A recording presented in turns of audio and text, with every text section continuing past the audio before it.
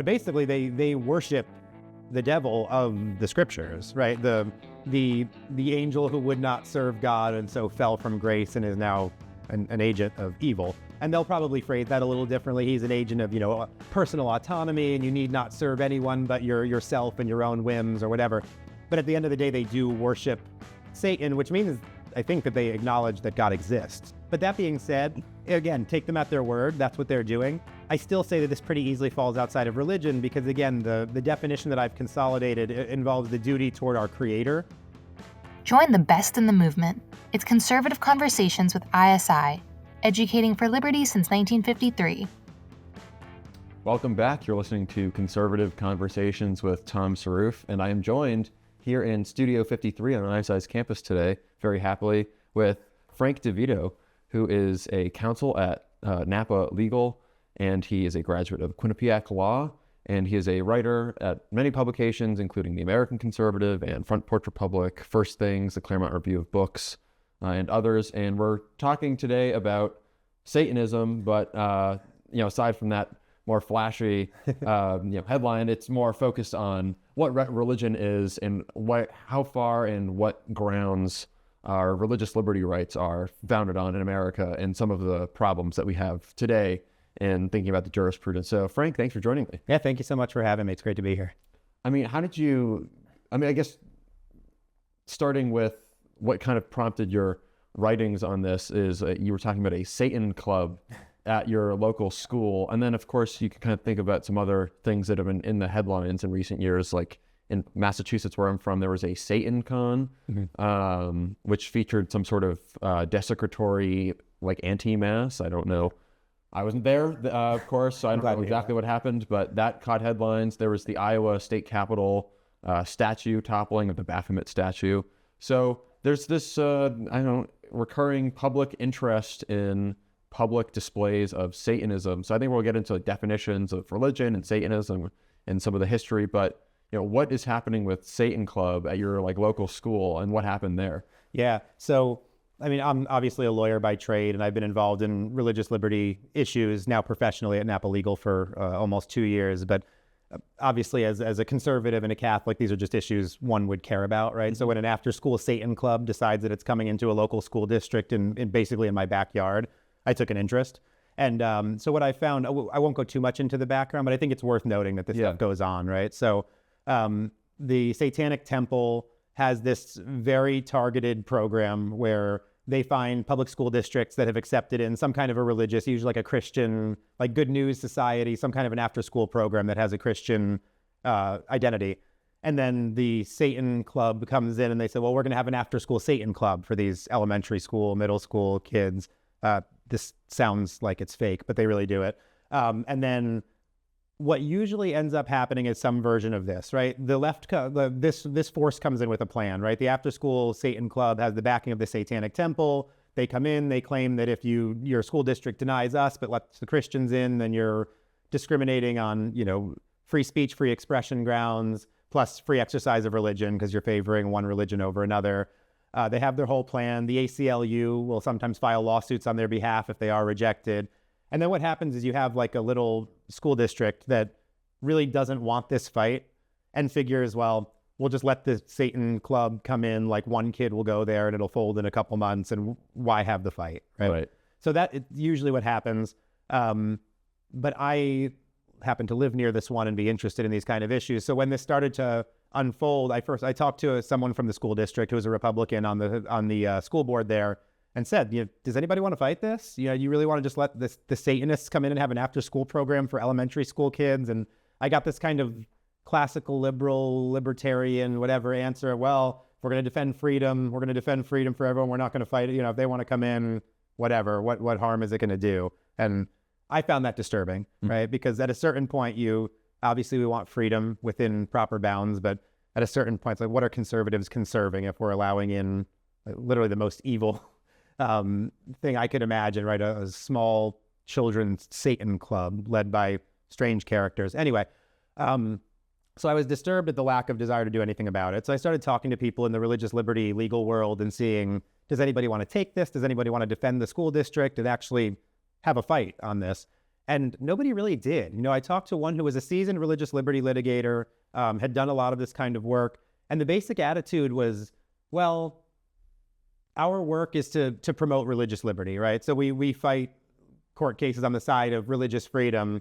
This isn't really that, right? Because technically you're fighting against religious freedom. You're saying, no, you don't get freedom to do this in a school. So I understood because of that institution where they were coming from, this wasn't their kind of case, but I kept getting these responses, like nobody wanted to touch this. So I started to ask myself, well, yeah, we're especially in the American tradition, right? We like plurality, religious pluralism. Protestants, Catholics, Jews, various sects all have some religious exercise rights, right? To not be dominated by an established church, sure.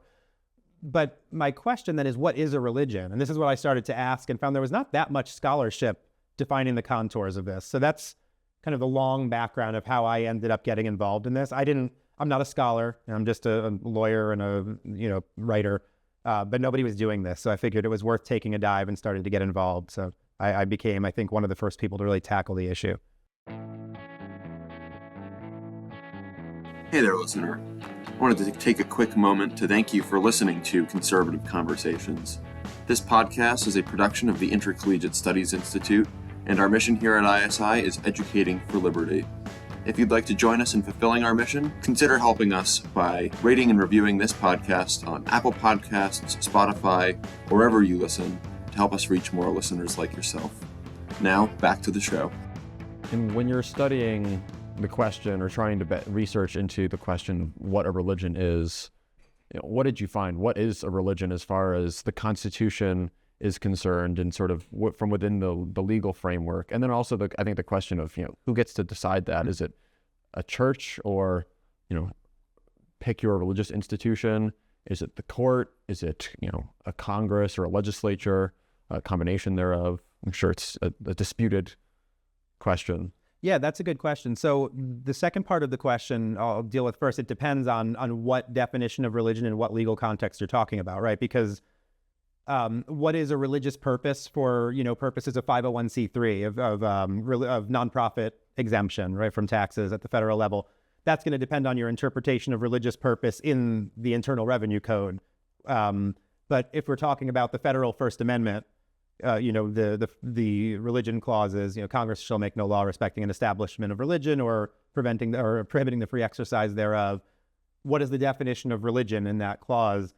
It depends who you ask, like what's the proper method, who's the proper arbiter. But the reality is, first, I think most people would look to the text itself, right?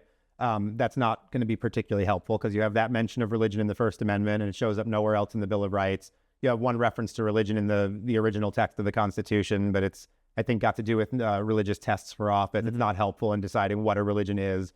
So then what do you do, right? The question is, if there's a fight over it for purposes of the First Amendment, which is mostly where I'm doing my work, I'm not talking about like modern statutes and what religion means in those, then it's going to depend on what the legislators were working with at the time they passed their law. That's a different issue. But for purposes of the Constitution, you have to look at the majority of people on the right would still stick with kind of the originalist textualist argument, right? What was the original public meaning of the text at the time it was enacted?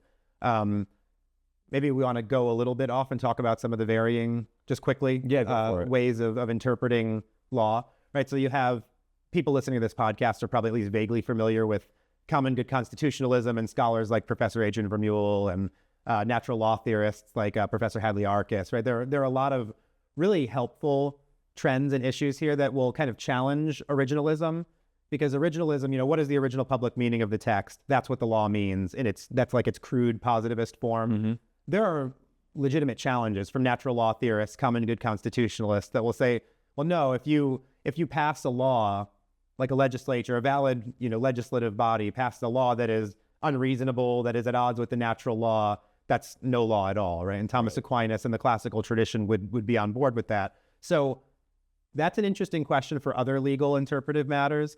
I don't think it really matters here, because the general idea of like common good constitutionalists will be, if a law is reasonable, right, lawfully enacted, and in furtherance of the common good, you tend to defer to the positive law. It's what was enacted by the lawmaking body, right? So in this case, I think any common good constitutionalist, any natural law theorist is going to say, okay, a law that protects religious exercise, but that excludes like Satanists and atheists from the definition of religion, I don't think that's going to be considered unreasonable or running afoul of natural law, right? To preserve actual religion, the worship of God the Creator, and so on. We can get into the definition later, but I don't think you're going to come across any natural law issues here. So I think largely the analysis then is what is the meaning of religion for purposes of the First Amendment? Yes, right. So I won't go on in too much detail, but what I've done is just say, okay, well, there's nothing in the body of the Constitution that's really going to tell you what a religion is, because it's not defined in the constitutional text. So you look to sources around the time. So I've found some like 18th century dictionary definitions are a helpful start. There are some interesting debates at the state level around state constitutions that are debating religious liberty. There's an address from James Madison around the time of the founding talking about religious liberty and what religion is, just in passing, but I think those are helpful tools. So again, you can always read my articles. I wrote a couple pieces at the American Conservative in 2023. I actually just published a longer form, more deeply researched piece on the original meaning of religion in National Affairs that just came out earlier in January 2025 here. I think it's called The Original Meaning of Religion. And what I kind of condense it into is there are different dictionary definitions, different debates around the time of the founding, but the kind of common threads you find about what a religion is it involves the duty to God, our creator, or to the deity. But if you look into like what the definition of deity would be at that time, they're talking about God, the creator, same place.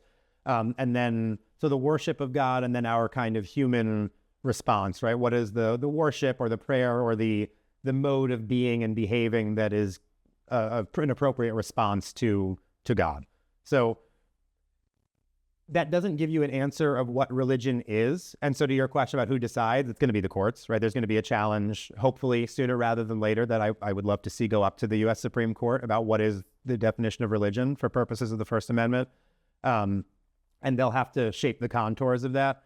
But I think what it pretty clearly does for my purposes when I wrote these articles is it tells you what is not religion, right? Because if it involves some kind of a duty toward God, the creator, then religion does not involve philosophical or spiritual systems that reject or do not involve a duty toward God, the creator, right? So I think anything that's atheistic, humanist, is going to be excluded because it just doesn't involve God. I think according to the time of the First Amendment, even this is a kind of a legal quibble, but even if you're going to look at the 14th Amendment and the incorporation, and so if you're looking at 1868 instead of 1791, I think you're going to have the same definition. I don't think much changed by then. So I think any atheistic creed is probably out.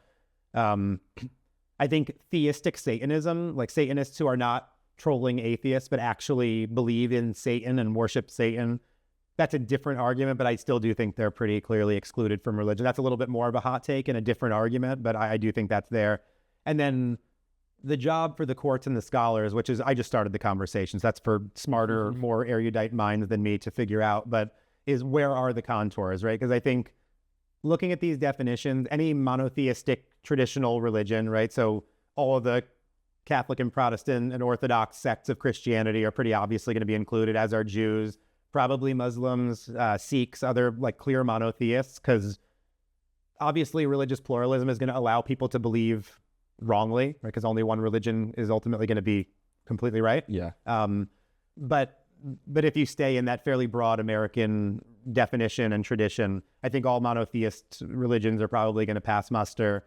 Where it gets probably more hazy is like under an originalist definition of religion is Hinduism a protected religion? Is that a response to God the creator because they worship a number of deities? Some Hindus will tell you that all those deities are actually the representation of one. Yeah. So that's, I don't know. And I think it gets a little dicey for judges to be making kind of theological questions about monotheism and polytheism, but somebody has to figure it out, because if we have this protection of the free exercise of religion, somebody has to define what religion is. And the modern tests and the modern interpretations in the 20th century, I think, are really muddied, and we need a clear answer to kind of fix this and make sense of it. Yeah, on the one hand, you wouldn't want a judge to be making these things that might be out of their depth and out of their legal expertise. Maybe we could probably talk about some of the stuff that you're doing at Napa Legal to try and rectify that. But staying sort of on the topic, on the other hand, like you're saying, society must have some sort of definition. Yeah. So if judges are the ones hearing these cases and these disputes, they better have a clear conception of what these things are. I'd love to get a definition from you, since you teased out a distinction between atheistic Satanism versus theistic Satanism. Because what I'm hearing is atheistic Satanism would be out because it's not concerned with religion, so it's not a religion. But then that could tie us into making the case against a theistic Satanist, right to religious liberty or religious expression. Yeah, great. That's a great question. I'll get there. This is a great time for just a quick disclaimer. Napa Legal is like the greatest employer and organization I could ask for to be working for, and they support all of the intellectual side projects that I find myself writing on, whether it's like the politics of the day or Satanism. And we do a lot of religious liberty, work. We work with faith-based nonprofits and all of that. So we do great work, and it does overlap with a lot of this stuff. But I will just say that this conversation is with my personal hat on, not my Napa Legal hat, because I don't want to say that I'm representing them on things that are out in my personal work. Perfect. Satanism. Duly noted. That's we're a 501c3. Yeah. It's always good to take off the Napa Legal hat and make the disclaimer, cover them.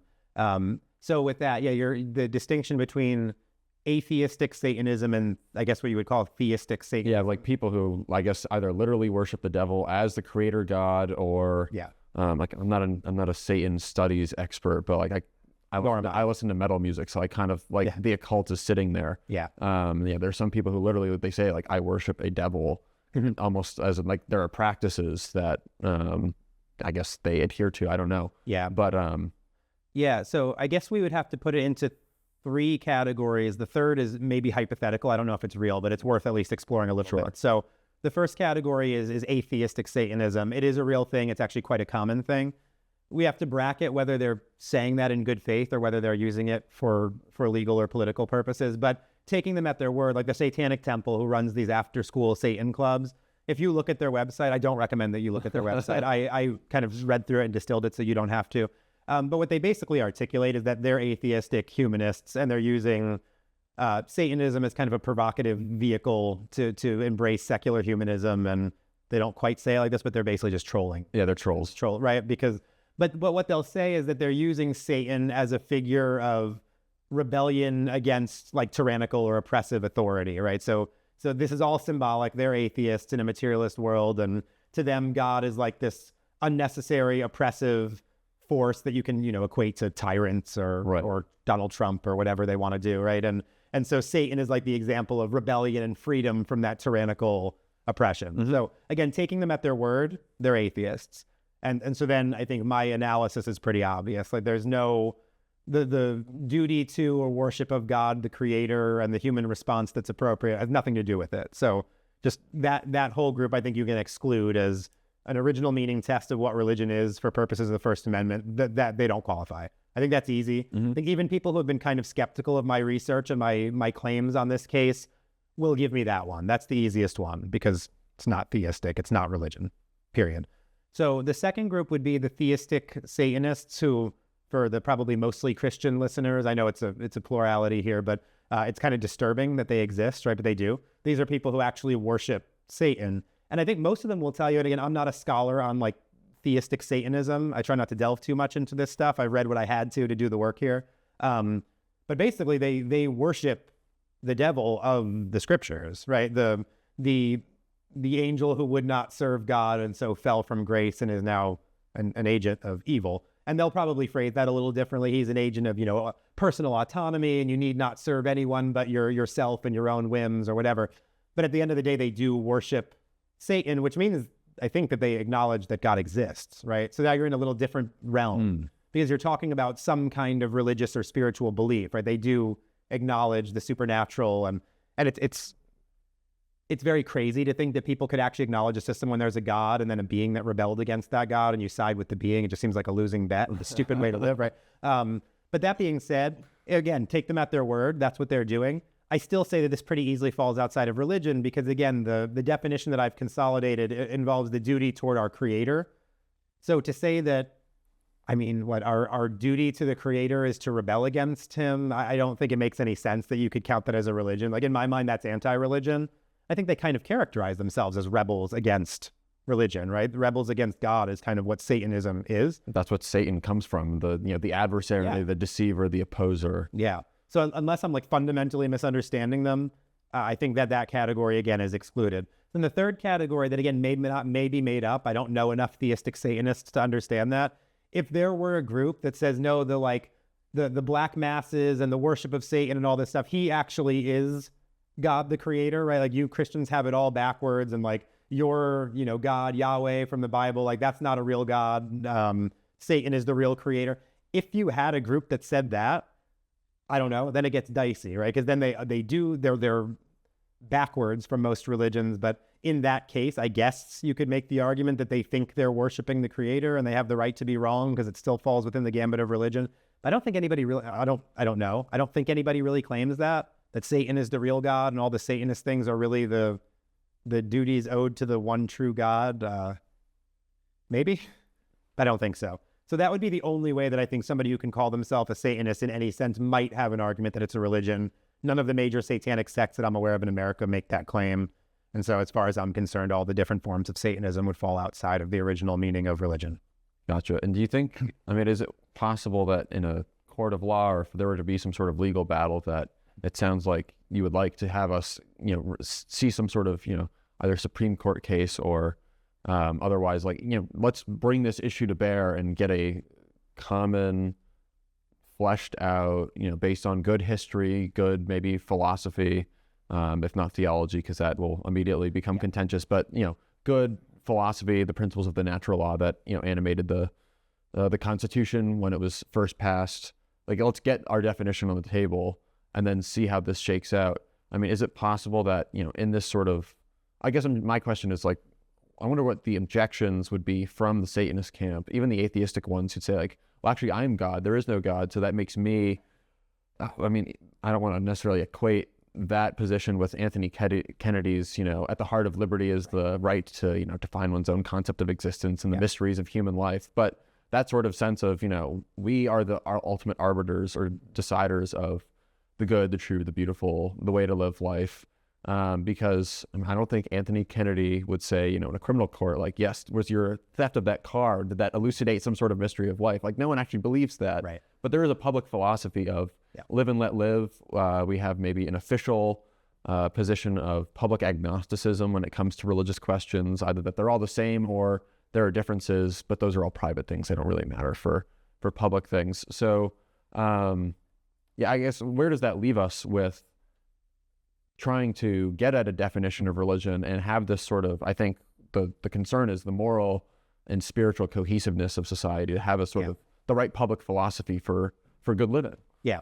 So there's a lot there. I would say, taking the second part first, because I think that's a really interesting question, is wouldn't the Satanist say, well, I'm God, and this is, an outdated mode or just an oppressive mode of thinking about religion and truth and the universe. And okay, so that actually squares really well with the modern kind of left jurisprudence, right? Living constitutionalism, or, the words of the Constitution are either these nebulous guidelines that we can craft with the times, or words change with the times, and so we'll interpret them as such. If you're a Satanist and you want religion to be decimated as a useful legal tool, then flatten it and say in the modern world, anything's a religion, right? If I'm a Church of the Flying Spaghetti Monster, or I'm a secular humanist, these are all religions, and who are you to, put the truth claims of Christians above these other belief systems?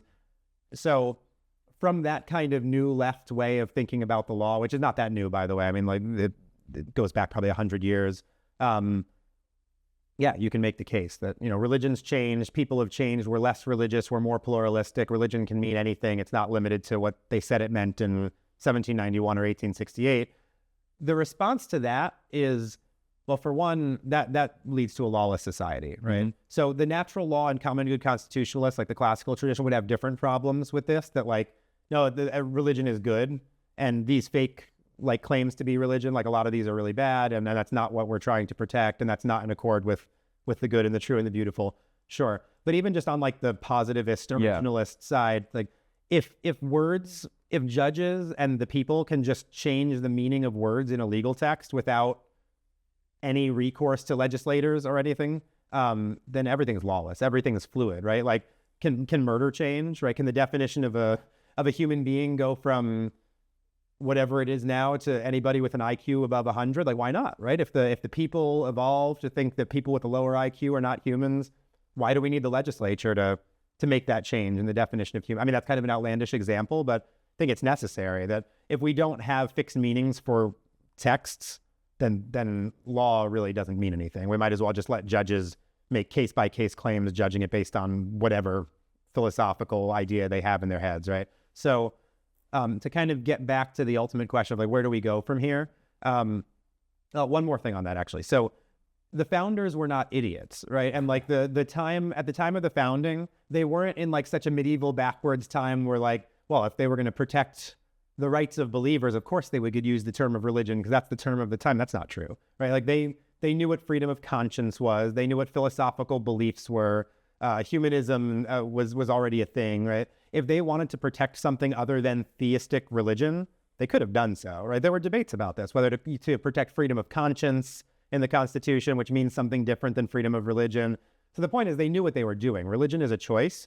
And if the modern left or modern dissenters from, Orthodox religion want a different constitutional right, there's a process for that. You amend the Constitution, get rid of free exercise of religion and enact, Congress shall make no law respecting an establishment of philosophical belief system or prohibiting the free exercise thereof. Right? You can change the word, but you can't do it just by like supposed popular fiat. Right? There has to be a legal vehicle or else it's chaos. So just really quick on what I'd like to see happen. Yeah. I'd like to see a case go up, but this is the tricky legal thing that goes kind of beyond my ability because I'm not a religious liberty litigator. And so there's a lot of strategic questions of how do you get the right fact pattern, right? How do you find the right plaintiff to file the lawsuit or the right lawsuit that was filed against you to defend against that's going to go up easily to the Supreme Court and make them decide the proper question of what is a religion for purposes of the First Amendment? Because the problem is a lot of these religious disputes end up being a matter of state law, State Religious Freedom Restoration Act, which is a statute. And so to really find a pure, like this is a federal First Amendment question that we're going to get up, both sides are going to fight this up to the Supreme Court. I've talked to some people who are interested in doing it. That's kind of one of the things that I'm like instigating behind the scenes, but not directly involved in. But I do think that we have a fairly originalist and bold Supreme Court that if asked to decide what is the original meaning of religion on an atheist case or a Satanist case, I think the odds are pretty good that you get a definition that looks something like what I've crafted in my work. So if we can find the right fact pattern, and by we, I mean somebody else, I'm fairly optimistic that if it got up to the high court that they would move us away from the kind of muddled modern definition that we've been working with. Yeah, and thinking about that modern muddled definition versus maybe an older conception, this sort of founder's vision, because there's, I guess, I'd be curious what the implications are for, like, I mean, I don't know who's an avowed Platonist who's just like an old school 4th century BC Athenian Platonist, but like that is a theistic system in one respect, but also Socrates was killed for impiety. Yeah. And because he was destabilizing Athenian society by, casting questions about the anthropomorphized Zeus. Right. But Plato has, God, and then there's the demiurge, but so it's a philosophical system that has God at the center. You have the God of the philosophers that, probably someone like Thomas Paine or Thomas Jefferson was more, well, at least Thomas Paine. I think there's more of a debate about what Jefferson was doing with like the Jefferson Bible, but that's a separate point. Yeah. But, is that a religion, or could that be, or does that fall into the, beliefs strongly held absent either some sort of institutional membership or outward signs or actions? Yeah, so I don't think to be a part of a religion requires an institutional membership, especially in the American tradition where we have a pretty robust tradition of individualist, religious believers. Like, just to shout out, like J.D. Vance and Hillbilly Elegy, right? He's from that region of Appalachia where they're all very religious and don't go to church, right? Yeah. They're not members of a church, but they watch Billy Graham on TV or they read their Bible every night. And so I would just kind of bracket that. I don't think institutional membership has ever really been a requirement.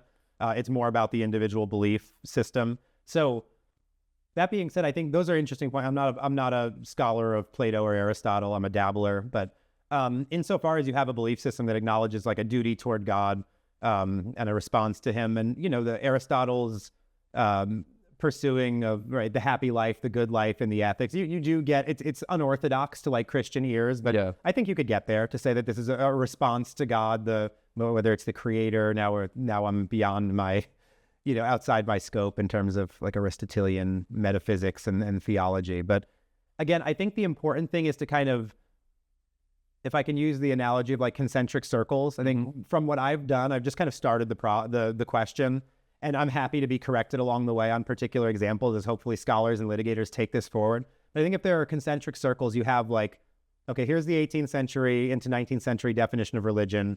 Monotheists, definitely in the circle. Then you have like polytheistic, but still kind of getting at the worship of God. And then you have these more peripheral like belief systems that acknowledge a God-ish, but we don't quite know.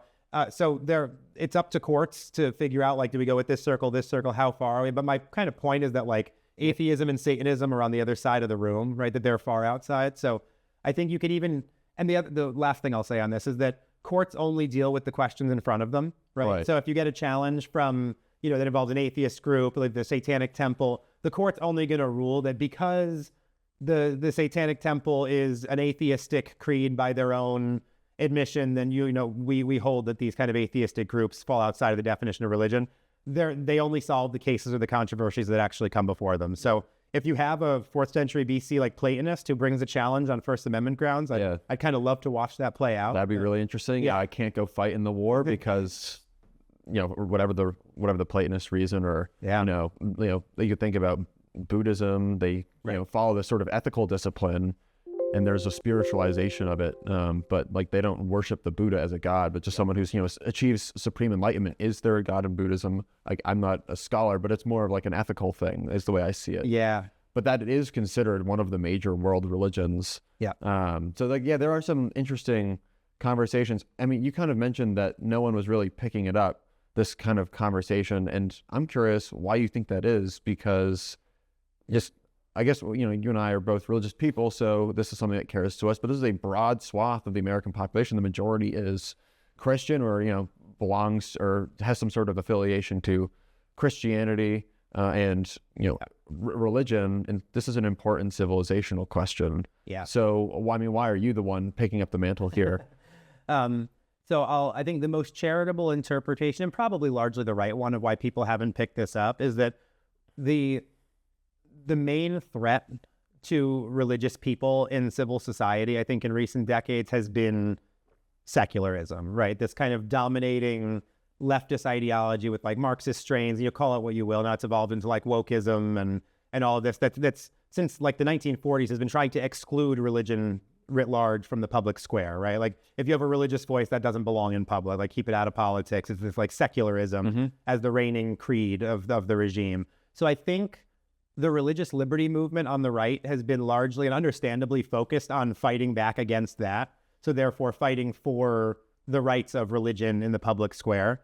So I think honestly, and until recent years, like Satanism is just this kind of like weirdo sect in the minds of like most conservative, like Christian people of like the last generations, where it's like, okay, if a few people are doing this creepy stuff, like that's not really at the center of the fight for religious civilization, right? So I think it's mostly not on people's radar. They're looking to fight against secularism, and fighting against Satanism coming in and encroaching is not maybe for top of mind for most people. The reason I got involved and ended up being, I talked about why I got involved, like the fact pattern that precipitated my involvement. But I think the reason I found it important is because I watched so many good folks working for religious liberty rights. I work for an organization that works with faith-based nonprofits and the work of religious liberty more generally on the educational side.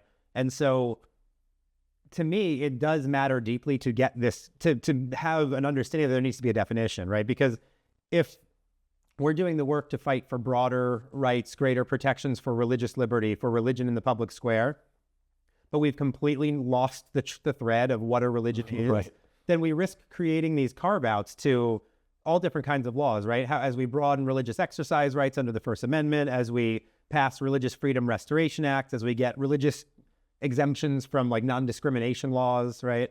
If we're not figuring out what a religion is, what are we actually creating carve-outs for? For anybody and everybody who can craft their belief system as a religion with no guardrails around what that religion is? I saw that as a problem. Maybe not one that's top of mind for everybody, but one that I think if it's not policed will risk having a successful religious freedom movement that's like let a bunch of ill-fitting characters into the protections. It's kind of a crude analogy, but that's why I got involved and why I thought it was worth doing. And I think I didn't really want to do it, right? We were talking before this recording. I don't really want to be the anti-Satanist guy, right? Who's working on Satanism and getting attacked by like prominent Satanist advocates or whatever. That's not really what I wanted to do with my spare time, right? But I think, and maybe now is a good time. We were talking about St. Thomas More. I'd love to turn to More and talk a little bit about his example once we're done with the First Amendment issue. So I think two things that I've learned from the life of St. Thomas More. Do you want to go there? Yeah, let's go there. All right. There. Two things. So for one, St. Thomas More is a man of extreme courage. And for two, he's a man who is deeply committed to not wasting the time that God's given him on this earth, right? So he's a huge role model of mine. His portrait hangs in our living room, the big Hans Holbein More portrait. I think about him all the time. I've written on him a bit. But on the courage side, you look at the life of St. Thomas More, and I assume most of the listeners are probably familiar, but very broad brush, right? He's Lord Chancellor in the time of Henry VIII, right before the Church of England is formed and breaks off from the Catholic Church, from the Church of Rome. And in the midst of that, St. Thomas More shows great courage mixed with great prudence, right? He's Lord Chancellor. He's a committed Catholic. He's very devoted to Christendom and is very afraid of the Lutheran currents that are coming in and starting to tear apart the unity of Christendom, as well as the jurisdictional problem of the king getting very close to saying that to get his annulment, he's going to declare himself the head of the church in England, right? So there are a lot of these problems brewing, and the easiest thing for More to do would be, for one, to do what most of the prominent men and most of the bishops in England would do at the time, is just capitulate, is do what the king wants, and if you have private reservations, keep them private, or else leave, right? Which More eventually does, but he does so in a rather courageous way. So he does resign as Lord Chancellor, but it's only when he realizes that Henry VIII is not going to listen to him, right? So there are these hot years where this is still an open question whether the Church of England's going to break from the Roman Catholic Church. More stays in as Lord Chancellor because he knows Henry VIII deeply respects him, listens to him very closely, and is kind of desperate for More's approval, right? If More approves my great matter, then I'll know. My greatest counselor is on board, right? And so More stays in the fight and is continually trying to convince Henry VIII with theological and ecclesiological arguments, and doesn't leave until he realizes this is a lost cause. I can no longer do any good. So let me try to resign and save my family, right? So he resigns, and then it's too late. The king hounds him, and he ends up losing his head over the question. So I think, for one, sometimes there are very unpopular questions that we would rather not address in the public square. And I always look to Thomas More as a great example of that. There's a prudential time where we want to protect our families and our livelihood, and maybe it's not the time to dive into a controversy, but sometimes you have to have a little courage and take an unpopular issue. I'm fortunate enough to work at an organization where I can't really be canceled for working on these kind of things, so I'm a little insulated. So I wouldn't say it's just a portrait of courage that I'm taking this. I'm in circumstances where I can do it without as much backlash. Right? Yeah. You're not going to lose your head from your job for... Yeah, I don't think so. Not in the current regime. My head's still safe on my shoulders. So that's part of it. And then that answers the question of why I took, why I take these kind of stands, because somebody needs to do it, especially if they're important to, public discourse and civil society, right? And it's for the common good to have this conversation about what a religion is and not let it become anything that the modern wisdom says it is.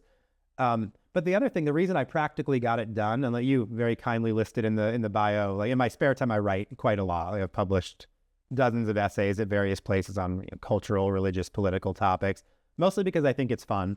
I enjoy doing it. But also, this is the other area where I'm really interested in the life of St. Thomas More. He really calls out people who think they're too busy to do great things that they think they should do, but they just don't have time for, right? Because that's most people who are successful in the professional world. Most of us are married and have kids or are on the way to that. So you have a family life, you have a professional life, and it's like, well, I don't have time to save the world, right? To do great works. And the nice thing about Thomas More's example is that this was not a monk who had, 15 hours a day to write great treatises and engage in these arguments. He was one of the busiest men in London, right? So even besides his government service, it's said that at one time he was probably the busiest lawyer in London. His caseload was huge.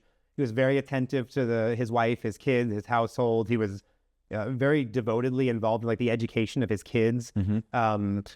But then on top of it, he was a scholar. Like he's reading. He taught himself. Well, he started learning Greek at his brief time in Oxford, but he taught himself Greek, and he would have translation contests with his friends. He'd study late into the night, and in the process, he writes pretty beautiful poetry in both English and in Latin.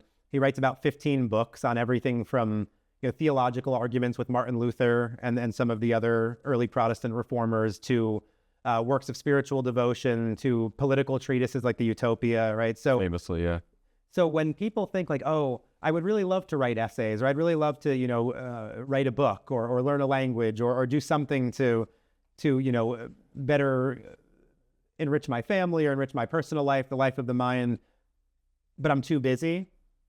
Thomas More's example constantly tells me I'm not too busy because he was a lot busier than any of us who make those excuses, and he found the time, right? Because ultimately, if you count how many hours you have every day, how much you spend with your family, how much you spend at work, there are still some hours left over. And if you're people listening, or you and me, right? If there are literally no hours left where I'm like scrolling through YouTube shorts or watching television shows or doom scrolling on social media, if all of that's really cleaned out and you're just so devoted to your professional life and your family, there's nothing left.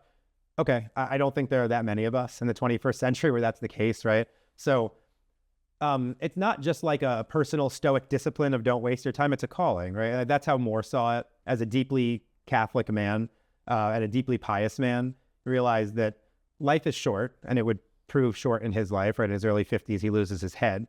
Every moment is a gift from God, right? So that doesn't mean we can never do anything recreational, right? I'll admit I'm in the process of writing a longer intellectual project right now, and I'll go into my office once my wife's asleep and write, and then like eventually my brain just can't do anymore. And I will admit to like watching an episode of The Office to kind of come, like relax for a minute, and then sometimes it comes back and I'll keep writing. Sometimes I just go to bed, right? So I'm not saying no leisure. That's not a prudent way to live, but it's worth asking the question, like, is God calling me to do great things and I'm instead wasting time where I should really be doing those great things?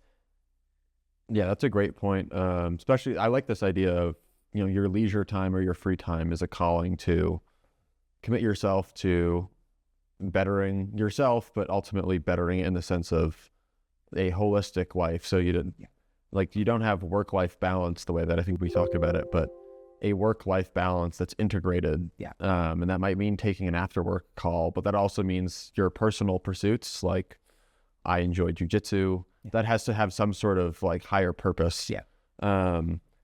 But what I would be curious about is, in the modern world, like we have Netflix and we have, there's Hollywood. We spend a lot of time watching movies, watching TV, reading, what we might call like trash books they don't have any necessarily redeeming value. Like, I'm not going to learn the mysteries of human life from, I don't know, pick your fantasy novel that's probably not like Lord of the Rings, where you probably would find some of the mysteries of human life. But the airport novels. Yeah.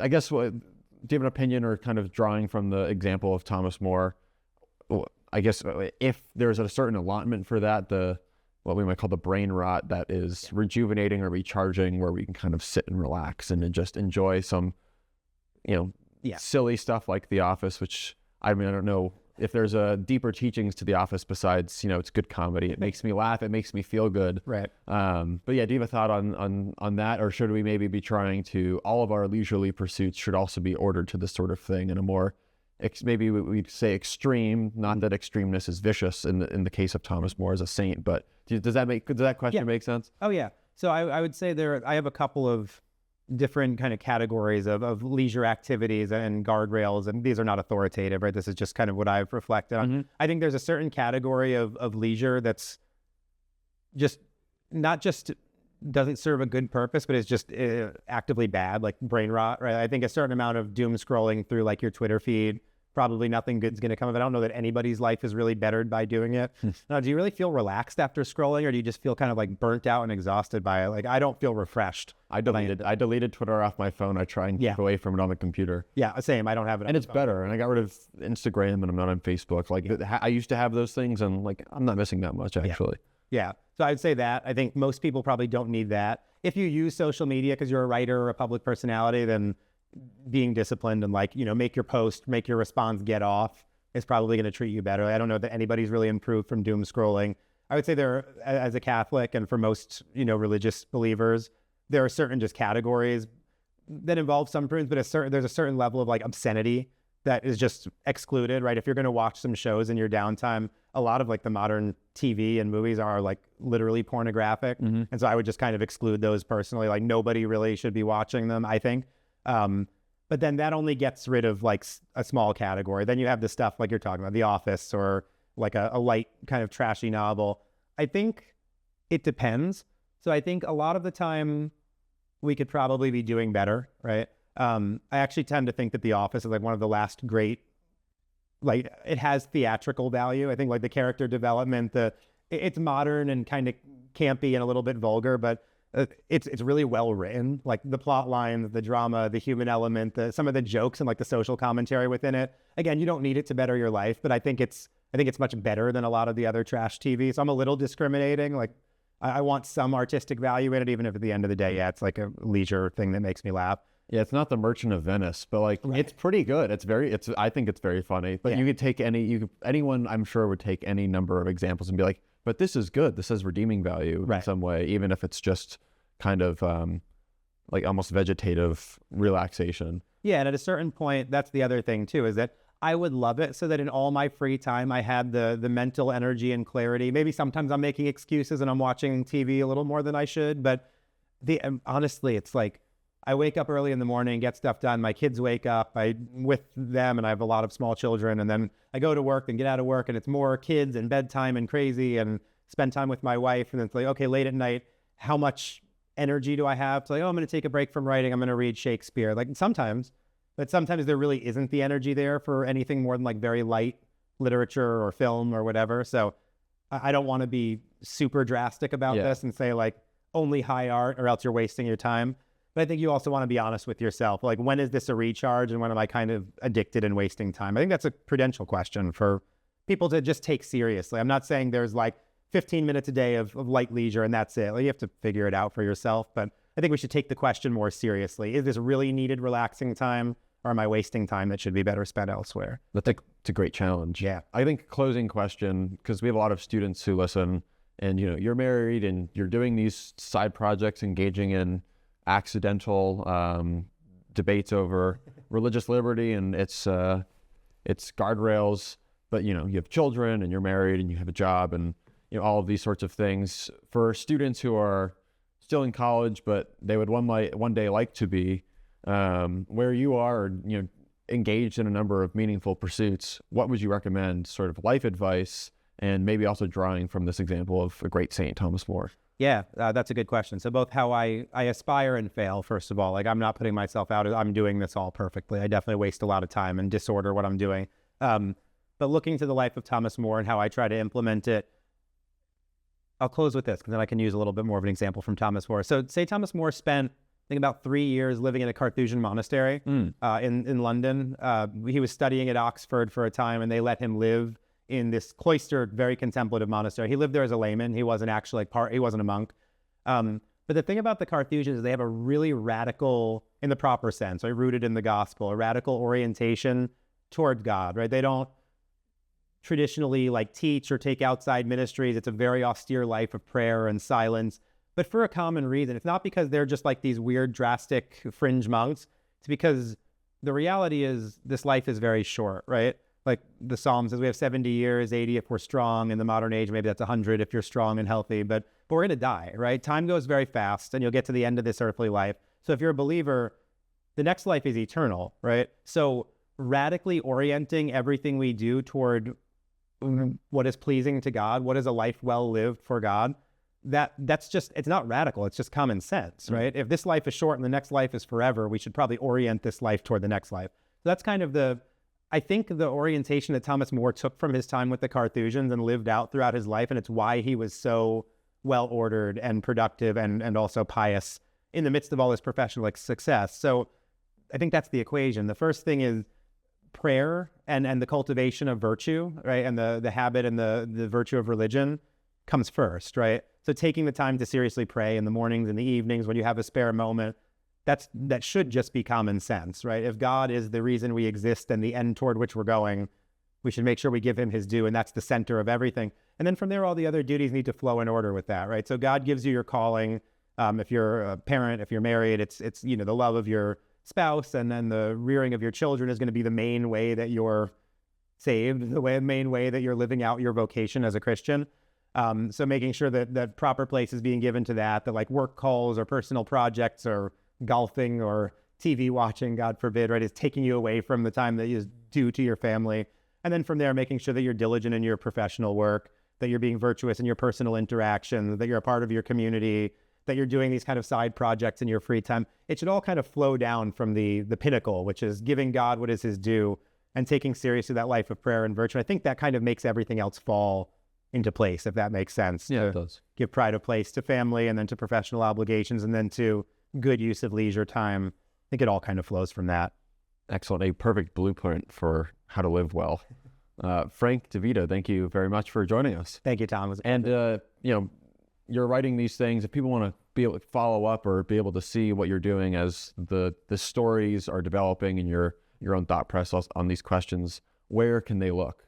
Yeah, so as we were saying, I'm not super online for social media, but I do have a Twitter feed, and I end up reposting or posting most of my writings on Twitter. It's at the right Frank D, so RIGHT Frank D. And then I'm also on LinkedIn, and that's probably where I'm the most active. I write there regularly. It's a little bit more of a kind professional platform. So pretty much anything I publish is going to be up on LinkedIn, as well as some of my own writings. I'll just post directly there. So that's probably the most consistent way to follow along with what I'm doing. Well, fantastic. Thanks again, Frank. Thank you. Thank you for listening to Conservative Conversations with ISI. If you've enjoyed this episode, be sure to check out our website at isi.org/resources to see all that we offer our members, including the Intercollegiate Review, select modern age articles, debates, lectures, and of course, this podcast. Thanks again for listening. Don't forget to rate and review, and we will see you next time on Conservative Conversations with ISI.